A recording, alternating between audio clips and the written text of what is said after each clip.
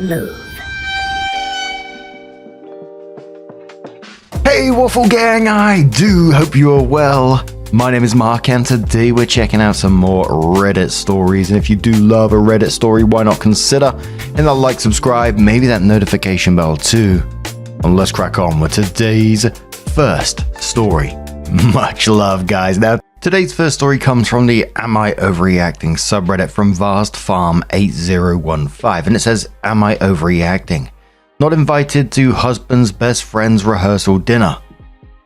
And before we do get into it, I do want to give you a trigger warning that there is talk of miscarriage within the story, so if you do want to skip the story, please feel free to do so. Timestamps are always down in the description and along the timeline below. Thank you. Throwaway so that if any of the people involved find this, it doesn't lead them back to my main account. My husband, 31 male, and I, 30 female, have been married for 5 years and together for 11. Husband and his best friend, BFF for short, were childhood best friends and their families are very close. I, on the other hand, am not very close to BFF because he lives far away and we don't see him very often. With that said, we get along fine, and as far as I know, there's no bad blood. BFF is getting married in 2 weeks. It's a destination wedding and we'll be traveling 8 hours by plane and an additional 2 hours by train to attend. Husband is the best man. This past weekend, the wedding party was sent the details about the rehearsal dinner. BFF reached out to husband separately to let him know that no partners/spouses were invited. Okay, no problem. I can hang out with husband's family that night. I reached out to one of his sisters to plan something for that night, and she informed me that husband's whole family, mum, dad, and 2 sisters were invited to the rehearsal dinner. I don't know anyone else at this wedding, so I'm on my own. I can't help but feel a little bitter that I'm being excluded. I'm okay with the whole no partners thing, but it hurts that the rest of husband's family was invited. Husband understands where I'm coming from and is a little annoyed on my behalf, but doesn't want to rock the boat. One of husband's sisters, the one I texted, is pissed and wants to boycott the rehearsal dinner and hang out with me. But she doesn't really like BFF, so she's biased. Mother-in-law and father-in-law won't let us skip the dinner because they also don't want to create any issues. Am I overreacting? So a commenter asks OP, if the family are all invited, this seems very strange. Was your name left off the invitation? Maybe it was an error. Your husband could ask if it was a mistake you were left off the invite in a jovial way. Otherwise, surely he would know the reason, considering you're married. Are the family's partners invited? Opie says there was no formal invitation for the rehearsal dinner, just a text message. BFF texted husband separately to let him know I'm not invited. Most of the wedding party is single, but one of the groomsmen is married to a bridesmaid, so they're both obviously invited. One of the groomsmen has a girlfriend, but she isn't going to the wedding at all, so it's not an issue. Commodore says, you are overreacting. It's not a big deal. It's just a rehearsal dinner, and you don't know the guy. Opie says, just for clarity, I know him. I've hosted him at my house when he visited, even before husband and I moved in together, since husband lived in a studio. We're just not super close because I've only seen him like 5 times over 11 years. The commenter says, it's weird, but do you really want to go? Go explore the city, take a nap, go get your nails done. Opie says the wedding is in a place where it's not super safe to go out alone. It would probably be fine, but husband doesn't want me to leave the hotel. Commenter says, not overreacting. This is stupid. Your family. This isn't partners or no partners. Your husband's family is going. You are his family. Just say, hey, you mentioned no partners, but obviously my entire family is invited. It would be pretty strange to say OP isn't invited, so I assume she's coming along. All he needs to say. Commenter replies saying, was his family invited for being his family though? It's likely they were invited because they knew and have relationships with the groom. They're not the husband's +4. They're their own guests. OP says this is mostly correct. Mother-in-law and father-in-law are close with BFF's parents. One sister-in-law had a bad relationship with BFF, the other is not close but she's underage, so it makes sense that she'd be going with her parents. A commenter says everyone is overreacting. It sucks you aren't invited, but it is what it is. You barely know him. It's fine for sister-in-law to skip it. It's an invitation, not a summons. She can politely decline any invitation she receives, but calling it boycotting is a very drama with a capital D. Presumably she's an adult, so mother-in-law and father-in-law can't stop her, and having an opinion is even more overreacting in drama. Her giving into their drama is more drama. Drama on drama on drama. She should skip it, politely, and bond with you. Everyone else should carry on their day like chill adults. OP simply responds, "Yeah, I think you're right." A commenter says, "It's shitty of the groom not to include you on this fact pattern. 10-hour commute where he invited the rest of your husband's family, but he also probably didn't think it through. And I get that kicking off the drama with the sister-in-law was accidental, but doing nothing to diffuse that after the fact, to me feels wrong. Are you overreacting for feeling frustrated? No. It's a normal thing to feel, but are you overreacting by having any conversation with a sister-in-law about a boycott and doing anything other than diffusing her anger? Definitely. Just find a cool activity and consider yourself lucky. You don't know this guy that well, and you probably would have had kind of a shitty time at a mass dinner with a bunch of strangers." OP responds one more time and says, "I did not have a conversation with sister-in-law about boycotting. I texted her yesterday about their plans and she said they were going to the rehearsal dinner and asked why I wasn't going. I told her that spouses weren't invited. That was the end of our conversation. She brought it up with husband and their partners earlier today. I didn't have a chance to talk to her again until after I posted this, and I told her she should go. She still doesn't want to go for other reasons." There's a lot of comments on this talking about the BFF probably didn't think this through rather than deliberately slighting OP, but OP says in the comments that, which some of these people might have not seen to be fair, that the BFF sent a separate text to her husband that OP is not invited. So for me, this isn't some sort of oopsie moment. This is like, I'm letting you know you're not welcome you're not coming to our rehearsal dinner, which I just found personally very strange.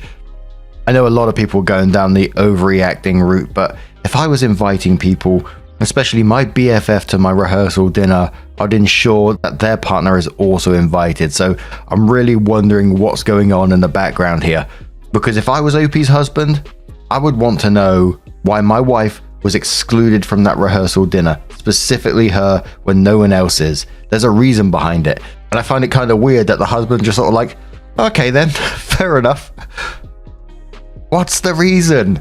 But OP did update the post and says, "My post didn't get a ton of attention, but I wanted to thank everyone who took the time to reply. It gave me a bit of a reality check. Unfortunately, things have gone a bit sideways. I'm making this post to provide a small update, and then I'm logging out of this account forever. I called sister-in-law after I made my post yesterday to tell her that she shouldn't skip the rehearsal dinner on my behalf. She told me that she still wasn't going to go, and that after talking to her parents about it, they were still not happy with their decision, but they understood. She told me there was some information I didn't know, but that it wasn't her place to tell me, and she encouraged me to talk to husband about it. The couple of you who said it seemed like I was being intentionally excluded, you were correct. Husband hadn't told me any of this because it has been a rough year and he wanted to spare my feelings. BFF and his wife don't like me, and that's why they don't want me there. The no partners thing was the excuse husband gave me to spare my feelings." What? Bloody hell. I guess there were a few incidents that contributed to their negative feelings towards me. Some I understand, others I don't. But of course I don't need to agree with their reasoning. They're allowed to dislike me for any reason. It started when husband was supposed to fly out to visit BFF last year and they were going to attend a concert together. He didn't end up going, but I had a miscarriage and passed the fetus the night before he was supposed to leave. A few months later, I flew BFF out to surprise husband for his birthday. It was apparently rude that I didn't also offer to buy his fiance's ticket.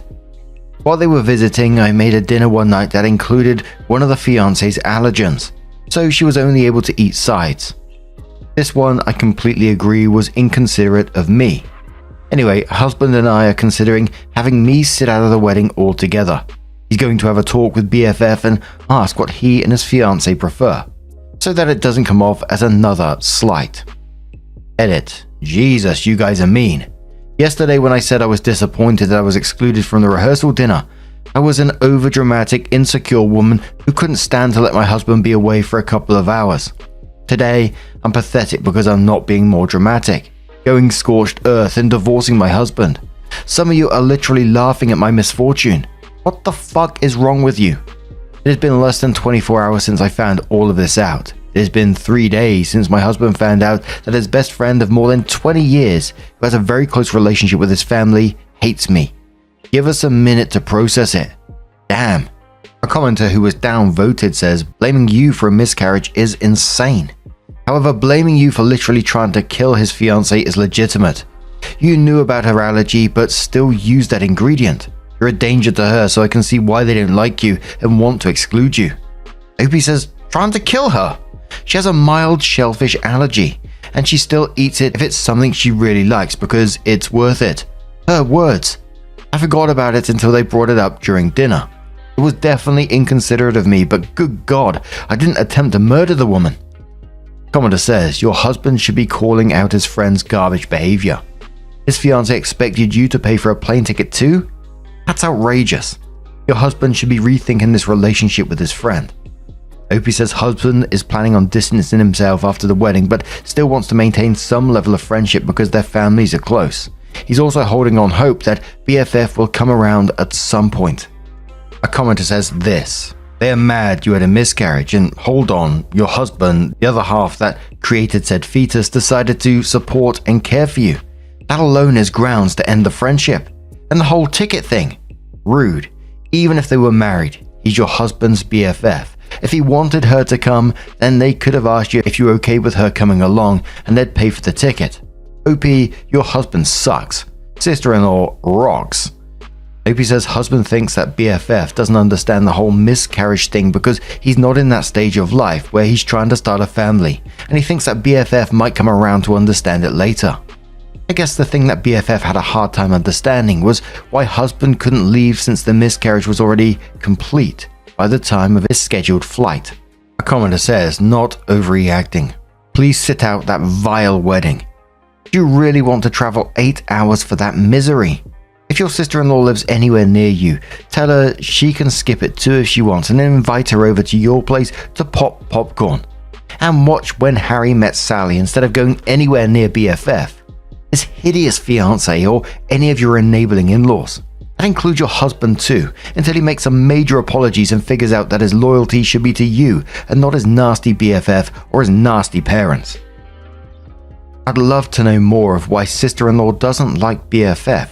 I have a feeling his true colors were obvious to her a long time ago, but no one in her family believed her because they were too busy trying to keep this family friendship afloat.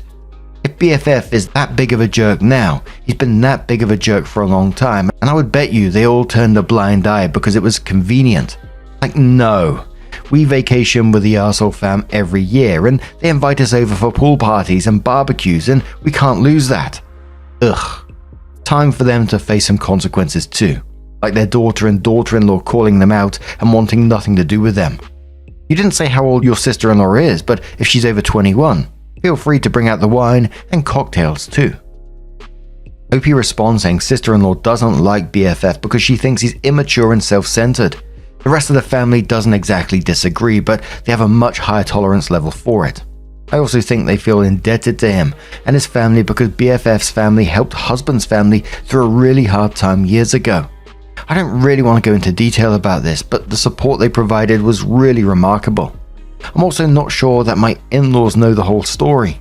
Sister-in-law knows because she called husband and he confided in her after I told her I wasn't invited to the rehearsal dinner. I'm not sure what exactly was relayed to their parents.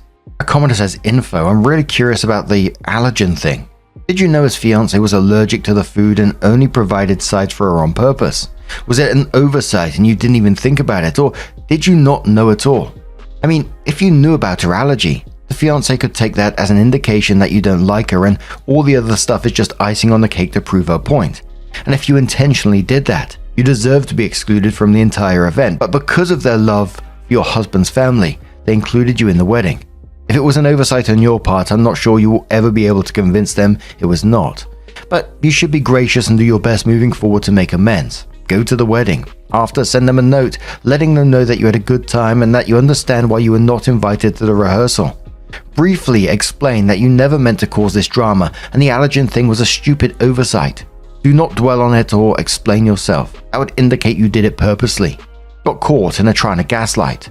Just state you are very sorry for the mistake and hope to make it up to them sometime in the future. Wish them a prosperous life together and end the letter. Then never mention it again, but try to follow through. Do this exact same thing if you didn't know about her allergen, except instead of saying it was an oversight, say you didn't know about it and that you were sorry it caused her discomfort, but everything else the same. I'm really surprised no one else is looking at it this way. The allergen issue is the only issue here. If this post was made by the bride, everyone would be saying that the bride shouldn't marry the BFF because he's allowing OP to come and not standing up for her. OP, you caused this whether or not it was intentional. It is your place to try and fix it without adding more to the drama. OP responded saying, I wasn't going to respond to any more comments, but I feel the need to clarify this. Husband had mentioned the fiance's allergy to me in passing more than a year prior to the incident. He had visited BFF and the three of them went out to dinner. The fiance ordered crab cakes and then spent the rest of the evening sick in the only bathroom at BFF's apartment, which annoyed husband. By the time BFF and his fiance visited, I'd forgotten about it. I apologized profusely at the time and offered to make fiancé something else, but she declined. OP then quoted the last commenter saying about the I'm really surprised no one else is looking at it this way and the allergen being the only issue, and then says I don't feel super inclined to fix things with people who are mad at me for having a poorly timed miscarriage. I'm really surprised that you think that's not an issue, or at least not an issue that's as significant as the allergen thing. The commenter says, I didn't see the previous post, but here it sounds like BFF is standing up for his fiancé.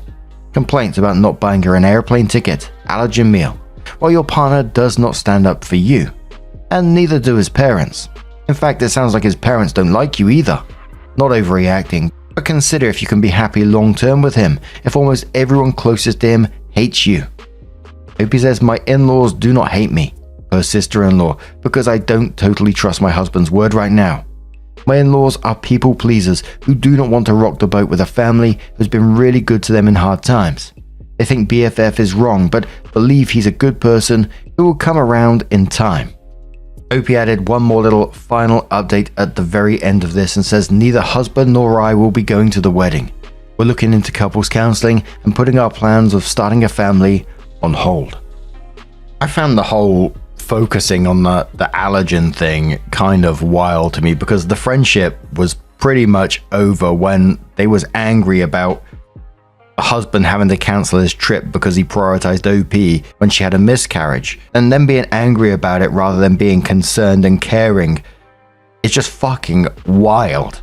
Getting upset that someone stayed home to support their partner through a miscarriage is a complete lack of empathy, and it told me everything that I needed to know about their characters. They resented OP for being supported during grief. That's no misunderstanding, and I'd be asking a lot of questions about anyone in this story apart from sister-in-law and OP, of course, because there's a lot of questionable shit within this story. But what do you guys make of this situation? Let us know your thoughts down in the comments below, and let's move on to another story. Now, our next story comes from LawfulnessDew8961 from the Am I the Arsehole subreddit, and it says, am I the arsehole for wanting to take our cat with me after my wedding? Hi. This issue has led to fights in my house the past week, and at this point I thought I'll ask here. I'm going to get married in a few months and currently live with my parents. 6 years ago, my aunt died and had gifted me my cat for my 18th when he was a kitten.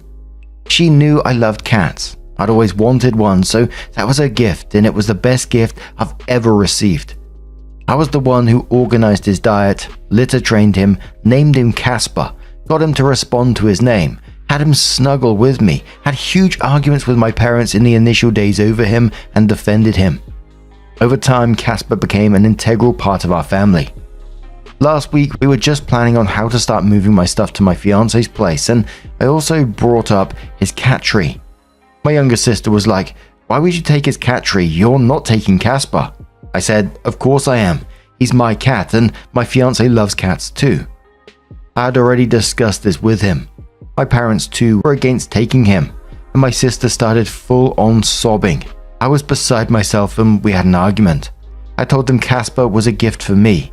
I'd raised him when he was a kitten, and I brought up to my parents how they used to say he's too much work and a mess in the earlier days. Since then, whenever the topic has been brought up, my sister gets heated. My parents low-key side with her, saying Casper is used to the house and cats are creatures of habit. I've told them they have 3 months to make their peace with the fact that Casper is coming with me. Am I the arsehole? Edit to address some frequent questions. My college was in the same city we live in, as is my job. I commuted to college from home, and no, my fiance and I haven't been living together. The first time my dad and I took him to the vet, he was registered under my name. Until I got a job after college, I would do his expenditures with my pocket money, and my parents would also pay. Since I've been working, I do the bulk of spending on him, but my parents do too. My sister is 17, and yes, we'll be living in the same city, and she'll be seeing him often. It's the fact that my parents are siding with her, and not even just to support her, but out of their own accord. They too have been saying Casper should stay here. I tried to bring up them adopting a new cat. A commenter says to the OP, info, at the end of the day, what's best for the cat? If Casper is your shadow when you're around and would pine without you, then the only decision is to take Casper with. If Casper is now closer to your parents or sister now, or prefers to hang out in a certain spot in the house over and above spending time with you, then Casper should stay at the house. Does Casper ever get anxious, show signs of separation anxiety or depression when you're not at home? Like if you go away for a few days. What about if Casper gets taken away from the house, like for trips to the vet? How does Casper cope in those scenarios?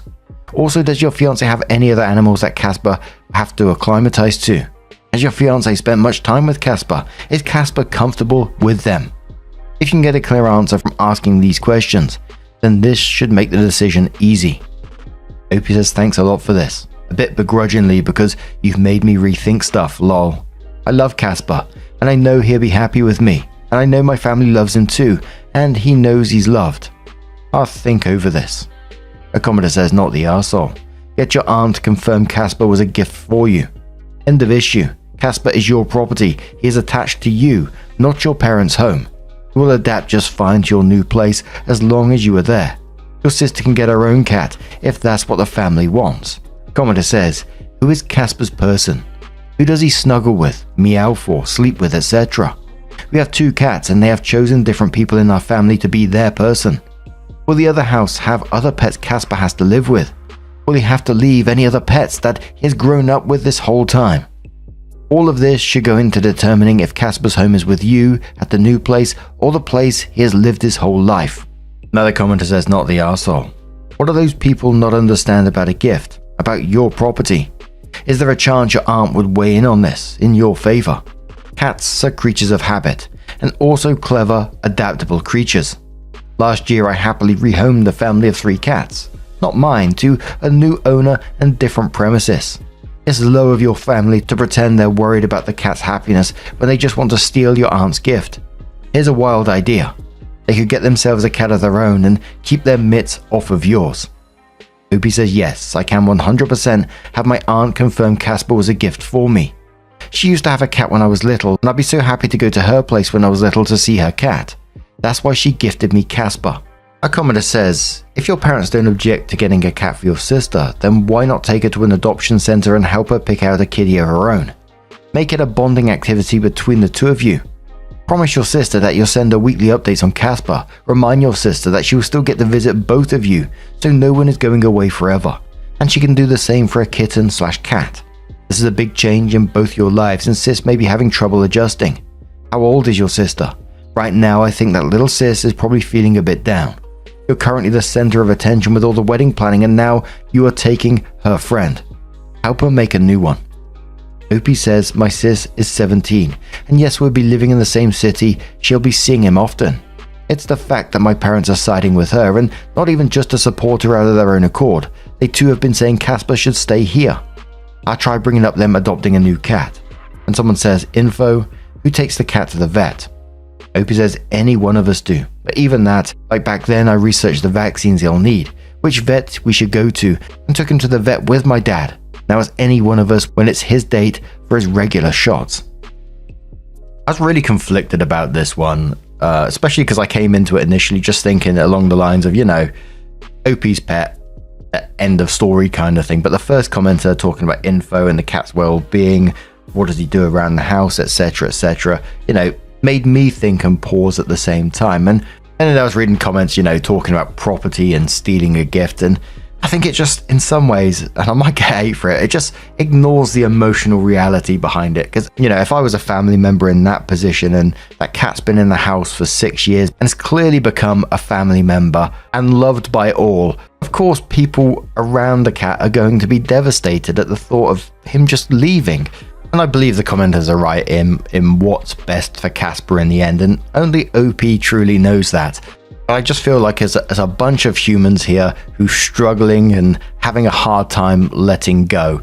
And I think if I was in that position, I'd feel exactly the same. I'm getting emotional thinking about it myself. But OP did come in with an update and said thank you for the feedback to my original post. I took comfort in the fact that I was well within my rights to take Casper with me and was determined to do that. A few comments, one in particular, had stressed that I should make sure to do what's best for Casper. Despite our arguments, I got the feeling my parents and sister, or my parents at least, had accepted that Casper would be coming with me. My dad had talked about how I should introduce him briefly to my fiance's house in advance, so it seems like they'd accepted it. One thing that I'd been asked to consider was who his person was. While as a kitten, Casper was only bonded to me, especially when my parents were still against him. He is a family cat now. He'll sometimes curl up on my bed when he is sleeping, sometimes on my sister's. When my mum's making food, he'll sit as a loaf next to her on the counter while she goes over the recipe with him. And as far as laps go, anyone is fair game for him. My mum will often hold him in her lap when she's watching the news and talk to him about what's happening in the news. Whenever my dad goes to the meat shop, he especially gets liver for him too, which we boil and feed him. And my sister loves dressing him up, which she does without resistance. Lol. So I just couldn't say Casper was only bonded to me and not them. Nor could I say that I'm the only one who is bonded to him. It's a bit unfair to my fiance, but what made me decide was when I was talking to him, and he said we could make a cat door for the cat when we moved in. It's stupid to nitpick, but I can't remember the last time Casper was called the cat by us. And we don't let him out. In fact, we had called someone to make sure any holes or openings were all sealed. So I've decided to leave Casper with my family. I think it's best for him. I can't imagine how it will feel to be without him. He's my baby, and just typing this has gotten me crying, but I'll visit him every 2 days. I haven't told my family yet in case I break and change my mind, but I will tell them soon. Thank you. A commenter said to OP on the back of this, that's smart. It sounds like your fiance's heart is in the right place, but he's still basically a stranger to Casper, and vice versa. Under the circumstances, it makes sense to leave Casper in his current home with multiple beloved family members, rather than a huge disruption of a new home and new person to get used to, especially since you and your fiance will hopefully be spending a lot of time focusing on each other. OP says thanks. I'm so torn between wanting him to never forget me, but also not wanting him to miss me. Lol. But yeah, I know he's going to be safe and loved here, and that's what matters in the end. A commenter says, I think you're so kind to Casper to give him the situation that seems best in the home, and with the people that are most familiar. I really hope that you get to have another kitty of your own in your new home one day. Another commenter says, it might be a good idea for you and your partner to adopt a cat. I had to leave my cat at my parents when I got married as I was moving overseas, and while technically possible, the strain would have been too much for her. In the last 21 years, we have had 3 cats, though the first one ended up living with my in-laws as he had bonded more with my father-in-law than us when we lived with them. But having a cat that belongs to your old family and a cat that belongs to your new one is probably better. Make sure you and your partner are on the same page regarding indoor/outdoor cats though. A commenter says, please feel at peace for knowing Casper is in a loving home with people who are always there for him. There's a good chance that between your dad, your mum and your sister, he will never be alone, never wondering whether he's secure. And there was a mix of comments below this. I think the majority of people were saying that they're proud of OP for making the right choice and it was the right thing for Casper and sounds like he's in a very loved home. Some other people were questioning, saying that people have guilted OP to give up her cat. Which personally, I don't think is true. I think it just helped OP slow down and really think it through. Think what's best for Casper. In the end, she knows what Casper's life is like. And it sounds like he's living the life of luxury. And he was bonded to the whole household. And it does sound like she's going to get to visit him quite often at the same time. And I think it was for me personally, it was a pretty sweet update. Just as a random side note, talking about like pets bonding to areas, you know, Poppy was originally my mum and dad's dog. And when they both passed away, Poppy came to live with me. And it's still so strange when I go to visit like some family members who live right next to where my parents used to live. As soon as we're like about half a mile out from where he used to live, Poppy starts acting like she knows what's going on, like she can smell the area, etc. It's really sweet and sad at the same time. What do you guys make of this situation? Maybe you got a different take on the matter. Is it something that you've been through before? Let us know your thoughts down in the comments below. Just a huge thank you for being here today, getting involved in the story, your love, your support, your time. It always means the absolute world to me. So thank you so much. And hopefully I'm going to see you in the next one. Take care and much love.